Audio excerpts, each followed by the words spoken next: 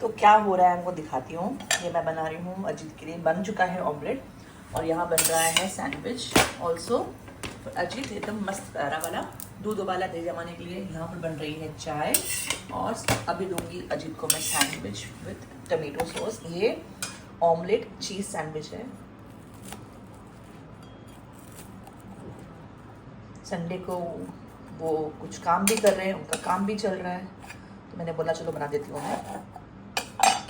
तो ये रहा अजीत के लिए evening Sunday late evening snacks. Sunday हो या मंडे रोज खाओ अंडे। चाय साथ में चाहिए कि अलग से चाहिए?